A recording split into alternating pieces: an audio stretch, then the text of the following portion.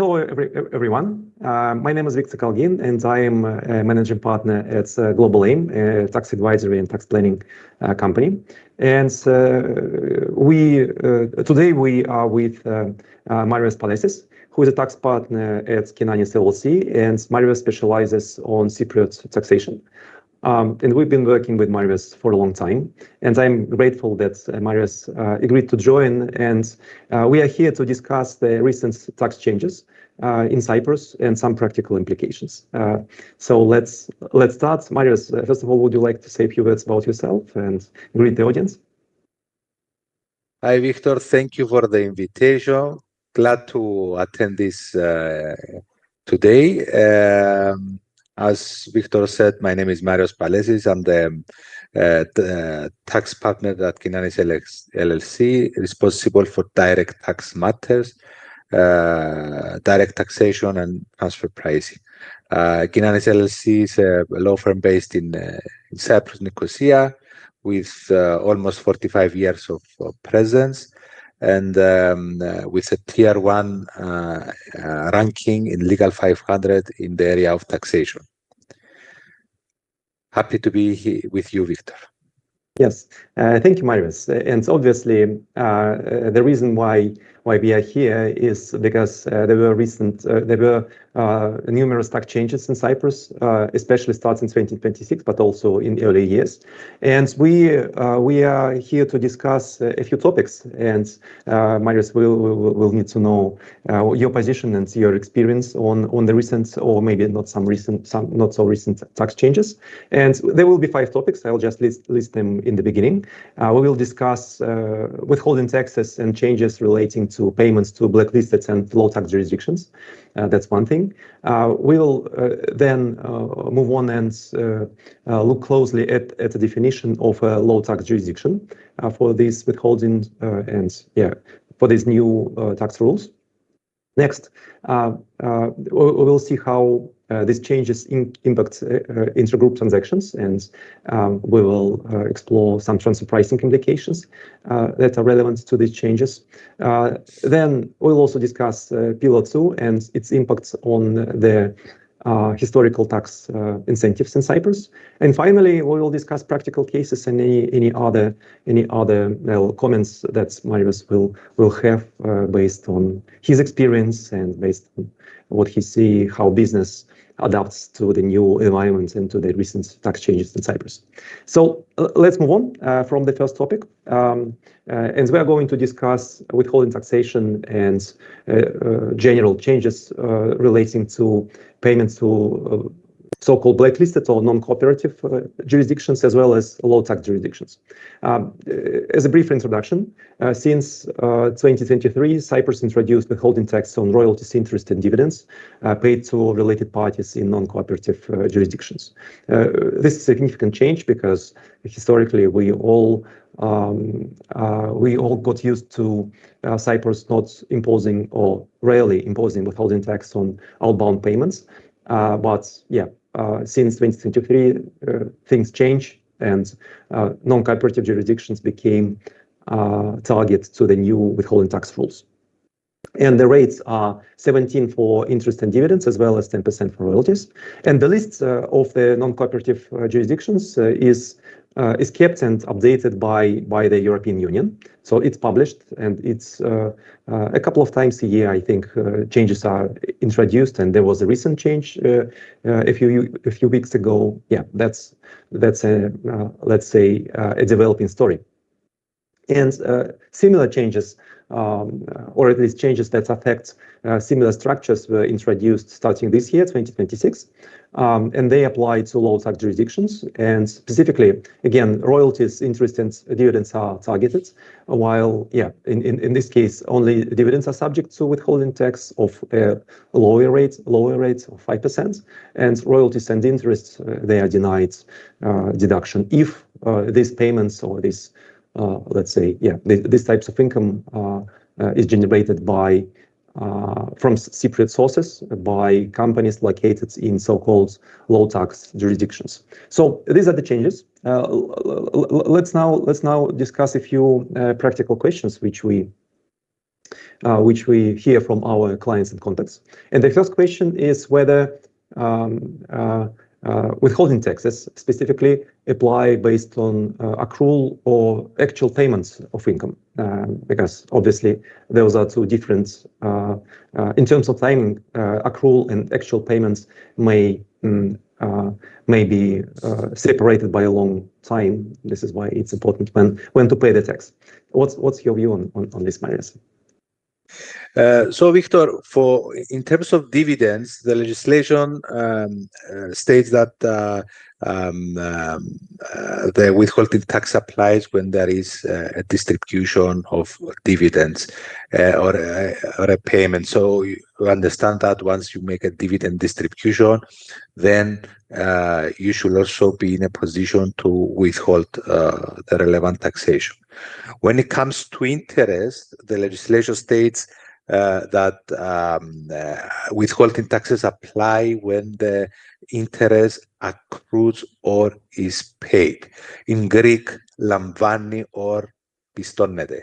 So in such cases, the companies will need to withhold tax as the interest accrues or is being paid.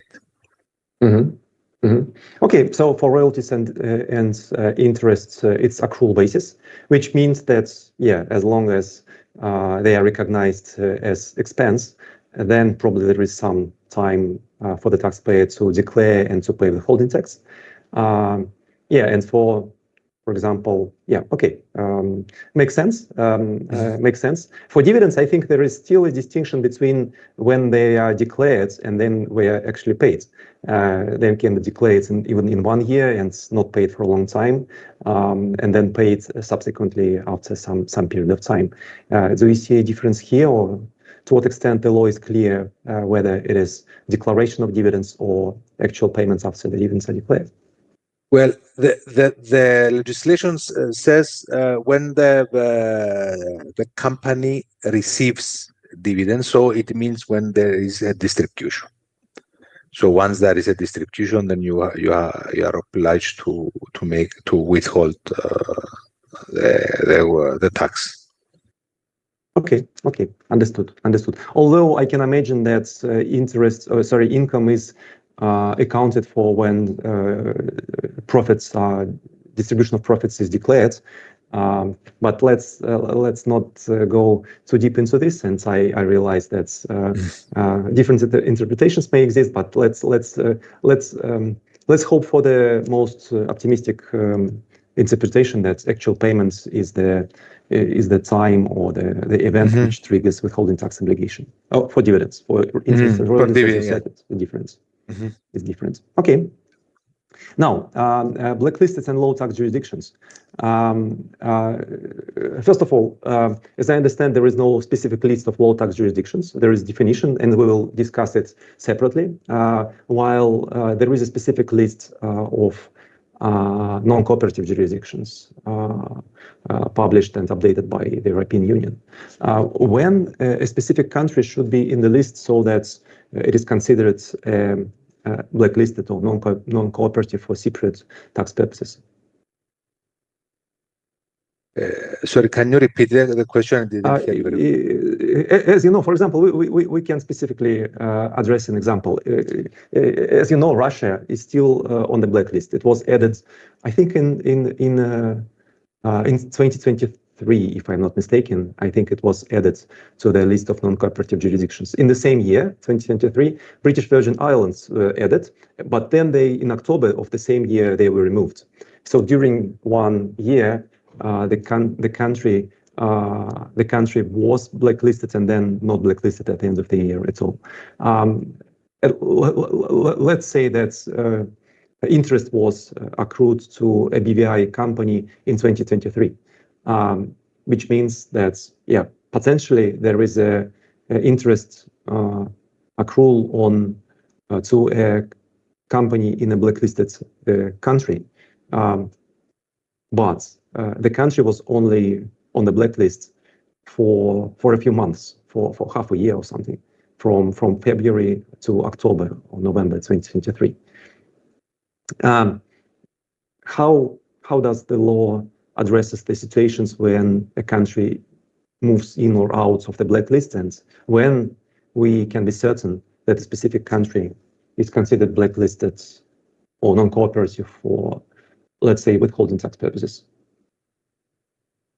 So the easy part is a company is considered blacklisted, and when the relevant list of non-cooperative jurisdiction is published by European Union, and this is done twice per year. The legislation does not provide clear guidance on that. So interpreting the current as the law stands is that as for the period that the company was under the blacklist, within the blacklist list, then the relevant withholding taxes should be paid. For dividends, irrespective when the company created the profit, generated the profits, if the dividend distribution is made during the period where the company was within the blacklist jurisdiction, then the relevant withholding tax should be withheld. I think I saw, although I'm not sure, that the definition was changed in 2025 of non-cooperative jurisdiction, so that it is considered that a specific jurisdiction is considered to be non-cooperative for Cyprus tax purposes if on the previous year it was included on the blacklist, and also at the time when income is either paid or accrued. I think it was something along those lines in the definition. Although I can't be sure.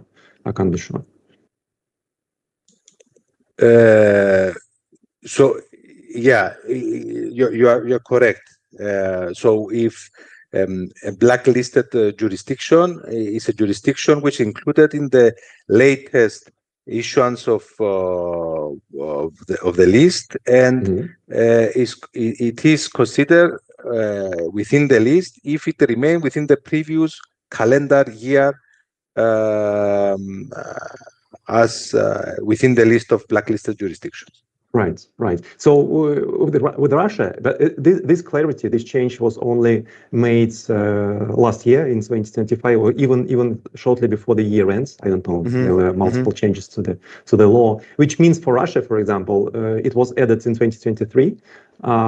It was not there during the whole year, which probably means that 2023 is not taken into account, because in 2022 Russia was not on the list. In 2024, there are grounds already to apply the withholding tax consequences to interest, dividends, etc. Correct. Yeah, this seems like it. Correct. Okay. Okay, this is clear. Let's move on.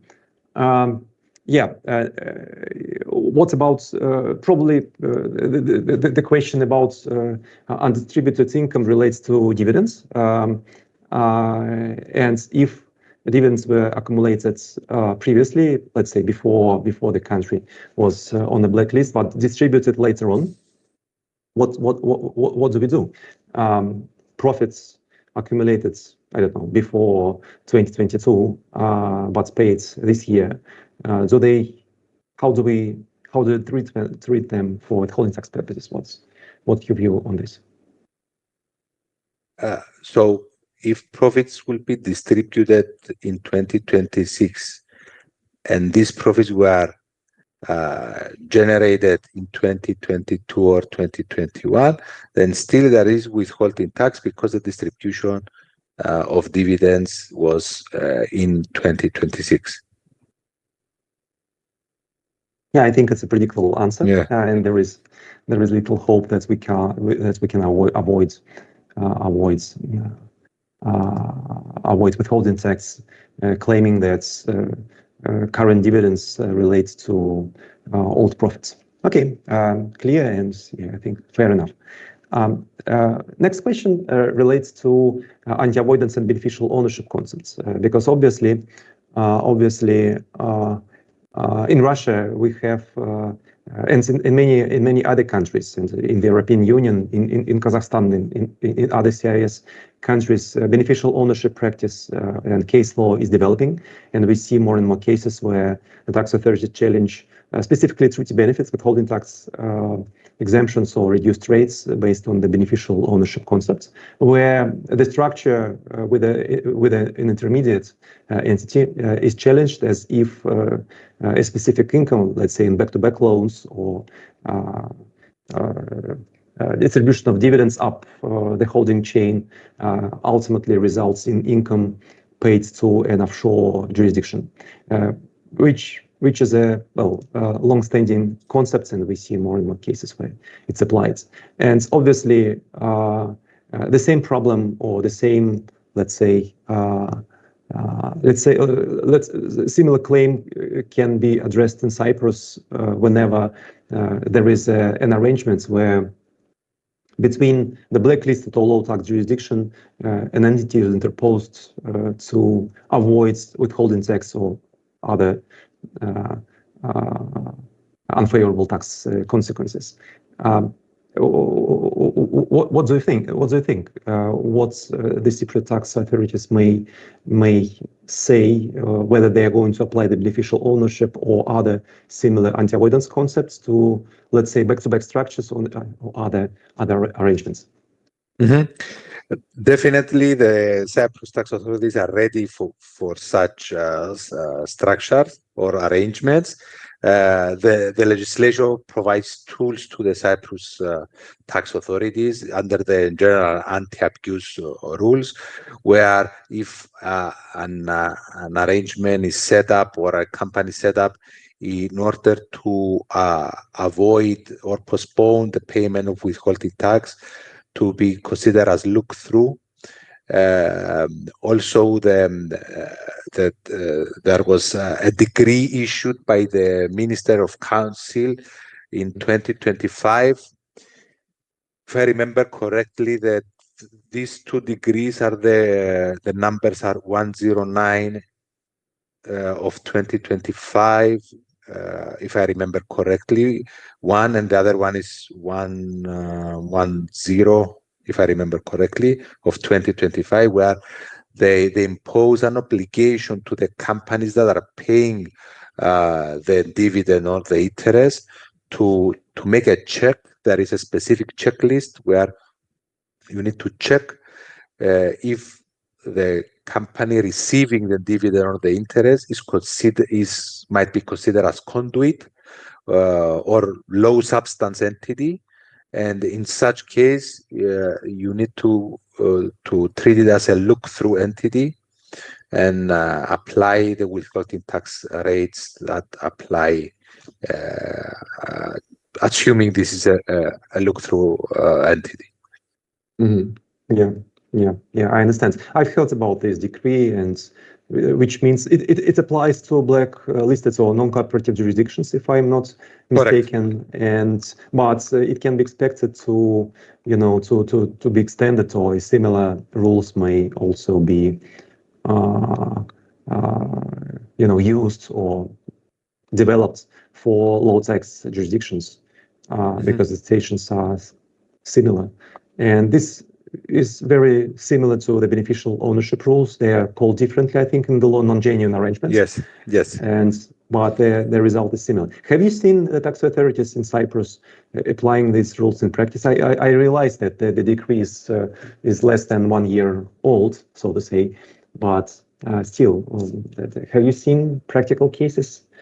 I haven't seen practical cases, but the decree states that you need to have these documents, these checklists, let's say, in your records for 6 years after you made the payment, and be ready for inspection by the tax authorities. So it's a long period, 6 years. At some point, the tax authorities will start looking at this. If you were diligent to keep this checklist and also apply the correct withholding tax rates. Yeah, I see. Fair enough. And I think in this case, since now more and more instances or structures in Cyprus may be subject to scrutiny and withholding tax consequences, the Cypriot tax authorities will learn from maybe even from other countries, from the European Union case law, where this beneficial ownership concept is well developed. And we see multiple cases where this concept is applied in different countries. Yeah, this practice really spans for years, if not decades, with varying outcomes. Sometimes companies manage to prove their beneficial ownership status, sometimes not. Okay, fair enough. Let's move on. And the next question, it's sort of a restructuring question, where in view of these new rules, or even regardless of the introduction of the new rules to offshore or to low tax and non-cooperative jurisdictions, some may decide or either to continue using notional interest deduction or to introduce structures where notional interest deduction replaces former, let's say, former structures with loans to blacklisted countries, to companies in blacklisted countries. And just to remind the audience, notional interest deduction is the possibility to account for interest expense based on so-called new capital. So it's literally in a situation where there is no actual loan, but rather only equity. Still, some interest or deemed interest or notional interest, that's why the rules are called notional interest deduction, are recognized for tax purposes. Even they are not seen in the company's books, but in the tax return, some notional interests are reflected, and this is the way how tax and structures can become more efficient using this rule. So first question here, whether limitation on interest expense or withholding tax consequences will have an impact on notional interest deduction, for example, in cases where shareholders that's bringing new capital to Cyprus are companies located in blacklisted or low tax jurisdictions. Will they be disadvantaged or somehow limited in the ability to generate notional interest? No. Companies can continue benefiting from the notional interest deduction, either the shareholder is in blacklisted or in low tax jurisdiction. So this is a very good development. There are some problems in the implementation, but not on the notional interest deduction area, rather than blacklisted jurisdictions that provided financing to a Cyprus company, and now they want to convert this loan into share capital and benefit from notional interest deduction. This conversion of the loan into share capital might be considered by the tax authorities as a repayment of interest, and on that conversion there will be withholding tax.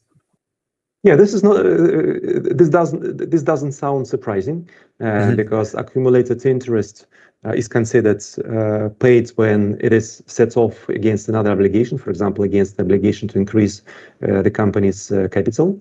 But given that interest is subject to withholding tax on accrual basis, the difference may not be huge.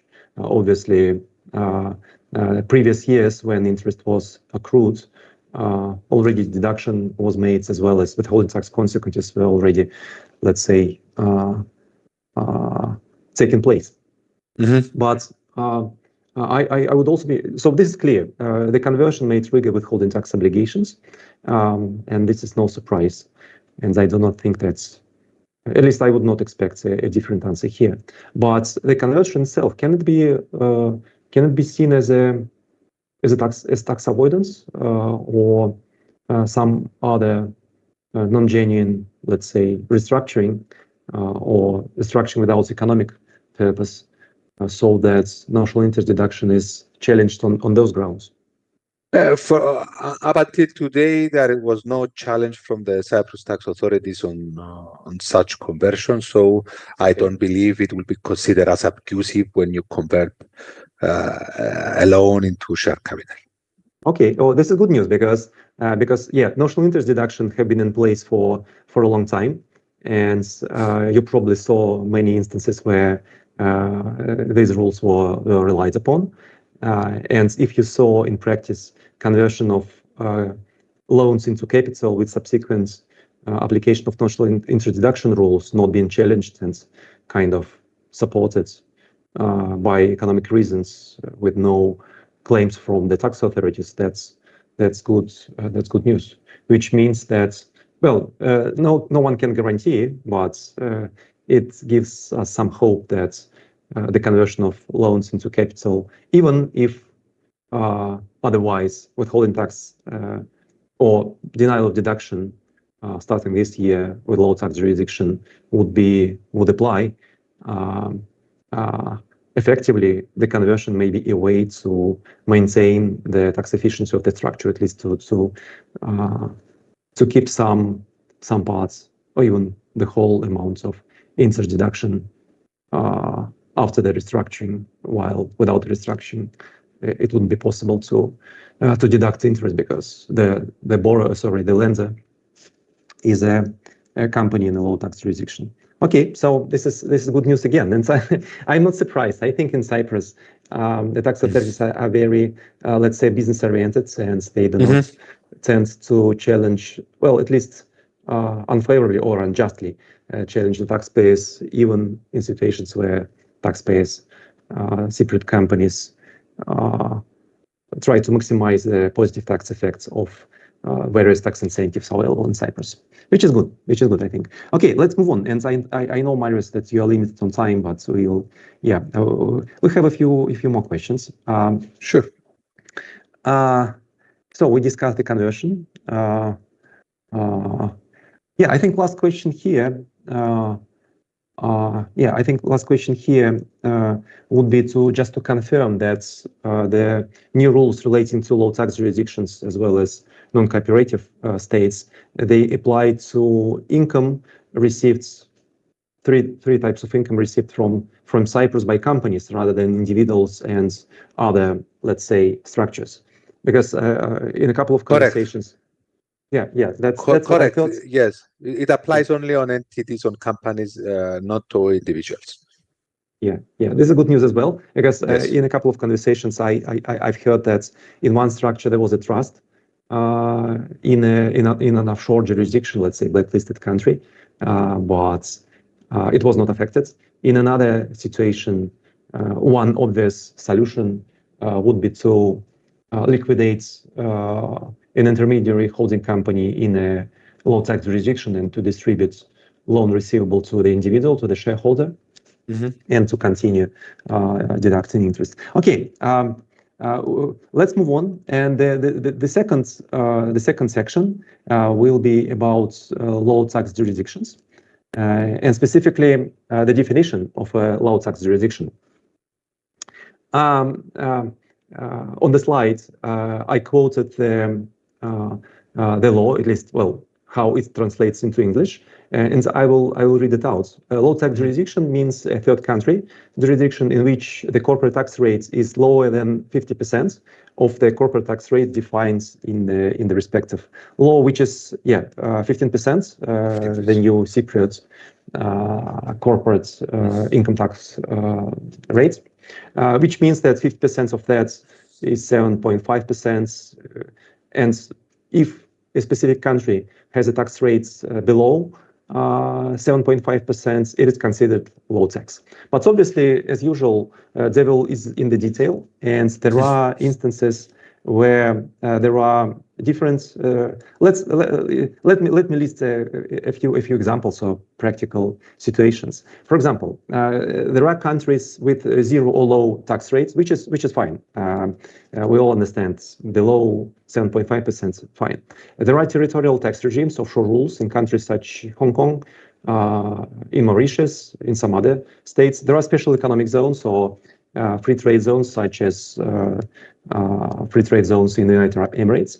There are Pillar 2 rules. And the question here, are they going to be considered low tax? And we can discuss these instances one by one. I don't know, Marios, pick one, which is your favorite: offshore regime, free trade zones, whatever. What's your view on this? Okay, so you read the definition from the law. Unfortunately, we don't have any guidance how the Cyprus tax authorities will apply this definition.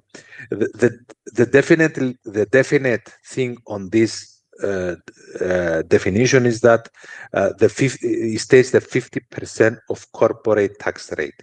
So we don't pick the effective tax rate. We go and see what is the corporate tax rate in a specific jurisdiction.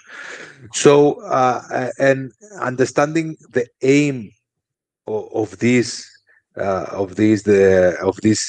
provisions in the legislation is to tackle the jurisdictions that are considered as zero tax jurisdictions, like offshore jurisdictions, like the BVIs, Belize, and etc.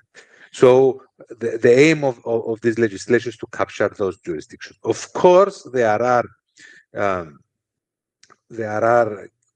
jurisdictions like UAE, we correctly mentioned, where they have the corporate tax rate on 9%, and also they have some jurisdictions, some area that are exempted from corporate tax rate.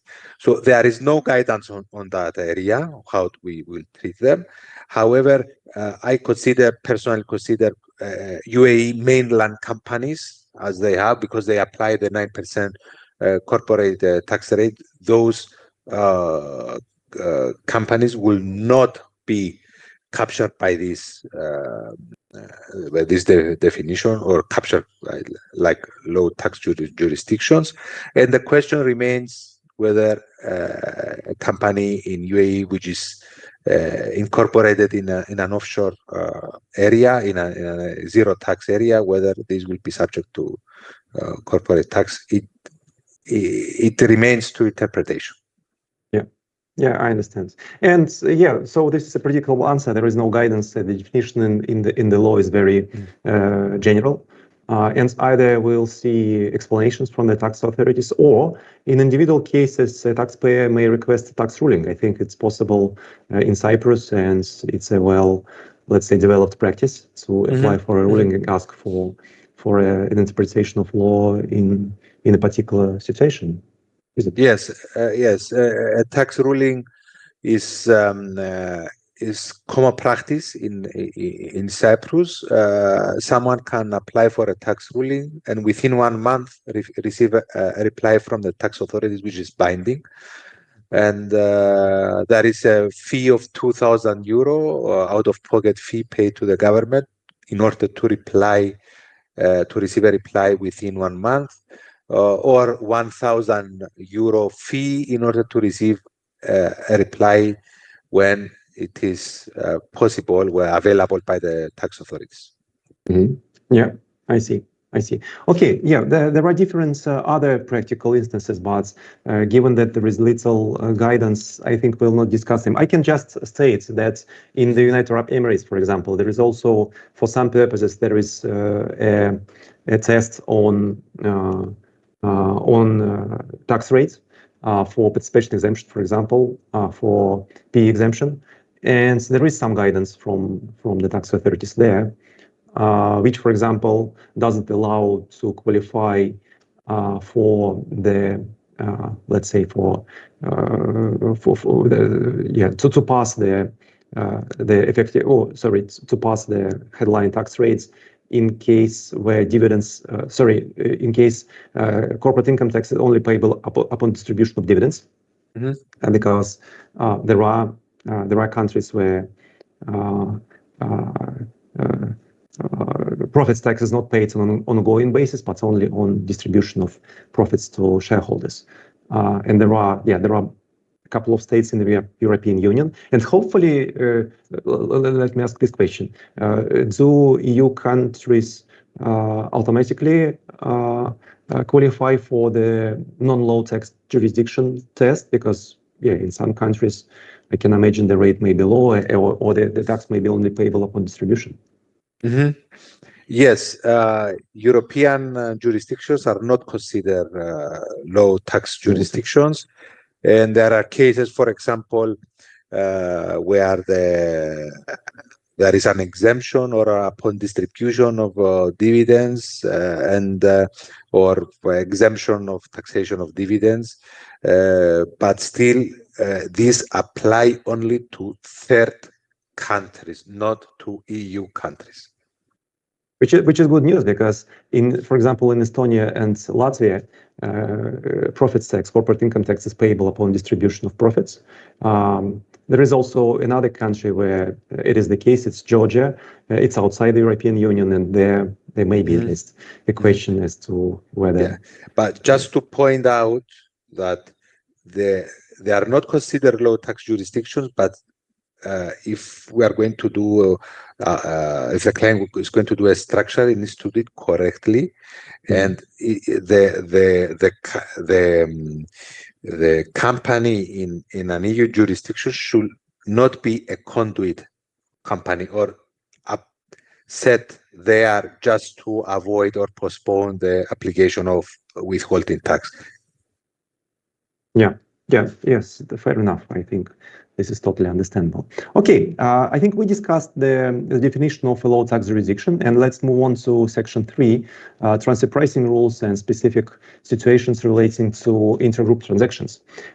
So if you was here before we proceed with questions, obviously there are transfer pricing rules in Cyprus, and they mean that transactions between related parties should be carried out at arm's length. And if this rule is not followed, then this can lead to adjustments in prices in intra-group transactions for tax purposes. And there is also a possibility for secondary transfer pricing adjustments, and there are specific instances where such adjustments apply. Okay, let me hear ask one specific question. It will be about transactions between Cypriot companies, or even specifically loans granted by one Cypriot company to another company. Both companies are related parties, and let's assume that the interest rate is not arm's length. In which case, for example, if it's too high, then the deduction of non-arm's length amounts is challenged, and the deduction on the borrower's side is limited to the arm's length, let's say, interest rates. Will there be a corresponding transfer pricing adjustments on the lender side in this case, and how it works in Cyprus in general? Yes, there are provisions in the legislation that stipulate this adjustment. So if both companies are Cypriot companies, and Cyprus tax authorities adjust the price of a transaction in one company, they need to do a corresponding adjustment in the other companies. So this is clear. Corresponding adjustments might be allowed between a Cyprus company and another jurisdiction, provided this is allowed under the double tax treaty. And there are also it allows to the tax authorities to do an adjustment when there is a use of an asset of a company by the shareholder, to do an adjustment and consider that as income for the shareholder where it is taxed. We call this a concealed dividend distribution, and is subject to taxation in Cyprus at 10%.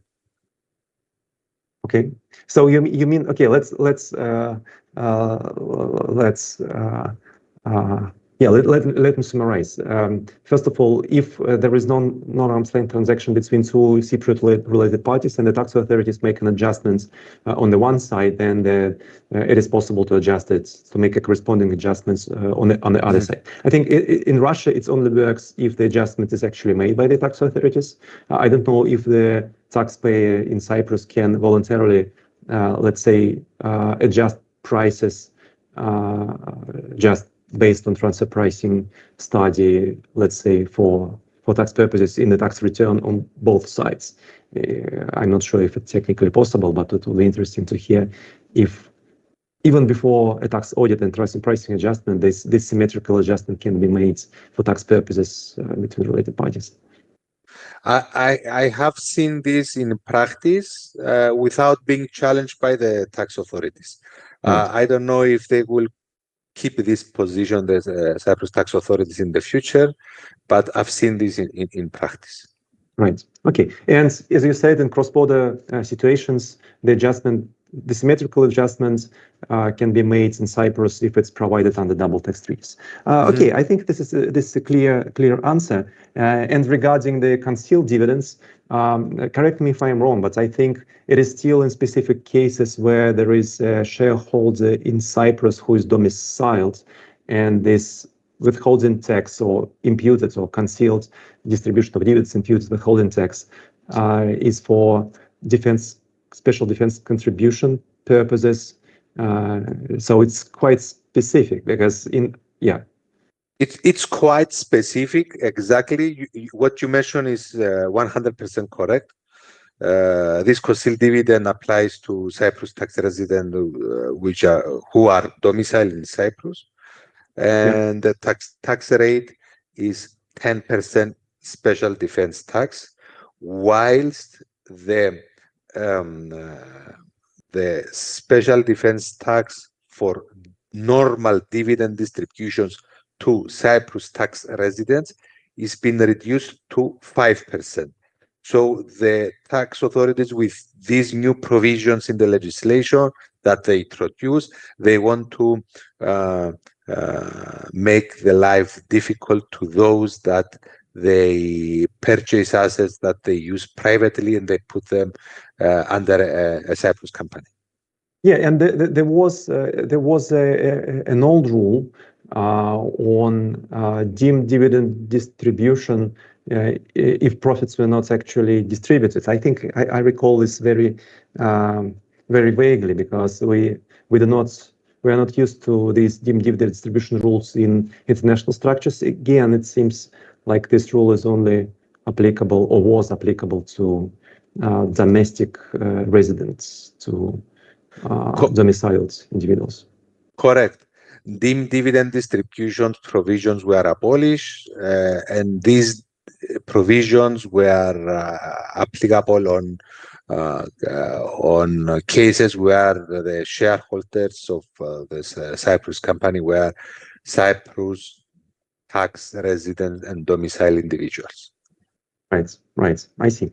Yeah, this is fair, and I think when we talk, even in our experience in some other countries, is that secondary transfer pricing adjustments, or let's say, secondary adjustments lead to imputed dividend distribution if non-arm's length transaction is adjusted, because not only let's say extra deduction could have been made in non-arm's length transaction, but also this is a way to distribute profits. Obviously, for Cyprus, historically, dividend distribution was not subject to withholding tax, which basically made such adjustments irrelevant. While now, in some cases, dividends may be subject to withholding tax if it's a low tax parent company or a company from non-cooperative country, in which case, again, you see where I'm kind of leading this question. In such structures, non-arm's length transactions not only may result in, let's say, initial pricing adjustment, but also in imputed or deemed distribution of dividends. Do you think it's a real threat or risk? What's your view on this?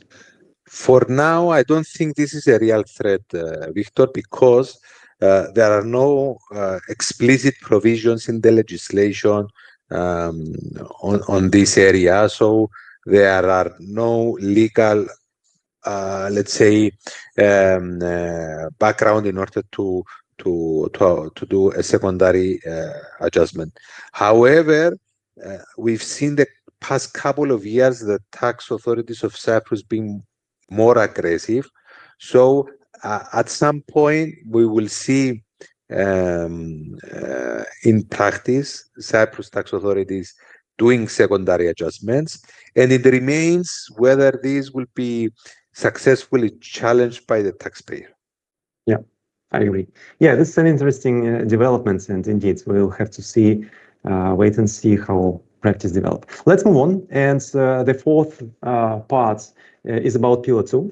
Obviously, this is a huge topic, and I will only briefly mention here that obviously Cyprus, being part of the European Union, follows the international tax reform and introduced Pillar 2 rules for multinational companies, and they affect large multinational groups with consolidated revenue exceeding 750 million euros. And these rules, effectively, they break down into so-called IIR, DMTT, and UTPR rules, which effectively are aimed at ensuring that in each specific country, the multinational group pays at least 15% tax, which in Cyprus, obviously, now is aligned with the domestic tax rates.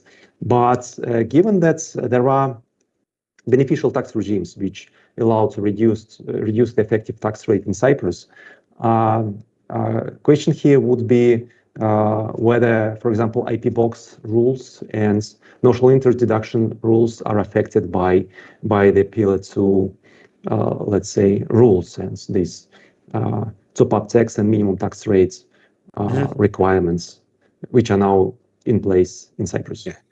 Unfortunately, Victor, IP box regime and notional interest deduction rules are indeed affected under Pillar 2.